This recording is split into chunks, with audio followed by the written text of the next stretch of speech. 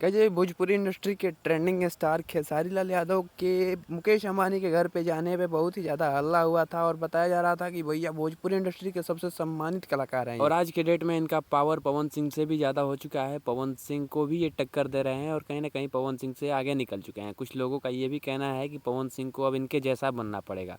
लेकिन अगर ground level की बात करें तो इनके जब गाने आते हैं तब क्यों यहाँ पे फेलियर हमें देखने को मिलता है। कुछ लोग अपनी वीडियोस में व्यूज़ बढ़ाने के लिए कहीं ना कहीं इनका पवन सिंह से सीधा कंपैरिजन करते हैं और पवन सिंह को इनसे छोटा बताते हैं। लेकिन चलिए आज इनके गाने के बारे में बात करते हैं। अभी हाल ही में इनका बोलबम का गाना रिलीज हुआ था जो कि आज से 7-8 दिन 9 दिन पहले रिलीज किया गया। इनके ही चैनल खेसारी म्यूजिक वर्ल्ड से रिलीज किया गया था। आप जानते हैं कि खेसारी म्यूजिक वर्ल्ड जो है वो ग्लोबल म्यूजिक जंक्शन के केस में फंसा हुआ है। अगर गाने की बात करें तो गाने का हालात बहुत ही बुरा हुआ है और कहीं ना कहीं पहले ही बोलबम गाने से खेसारी लाल यादव का फ्लॉप शुरू हो चुका है और कहीं ना कहीं ये गाना जो है वो इस बोलबम का सबसे फ्लॉप गाना है। गाने का नाम है यारवा के भाड़ा से। इस गाने का इस तरह से हाल हो चुका है कि गाने को री अपलोड किया गया है और जो 8 दिन पहले गाना चढ़ाया गया था यानी कि एक ही वीडियो को 2 बार चढ़ाया गया है और जो सबसे पहला वीडियो था उस पर आपको यहाँ पे 1.5 मिलियन चाहे 1.67 मिलियन यहाँ पे व्यूज़ देखने को मिल जाएंगे जो कि 9 दिन का हाल है। और जो सेकंड टाइम वीडियो चढ़ाया गया है यानी कि दूसरी बार जो वीडियो चढ़ाया गया है उस पर अभी 5 लाख 6 लाख के करीब व्यूज़ आए हैं। तो कहीं ना कहीं ये ट्रेंडिंग स्टार का डाउनफॉल है। गाने पे अगर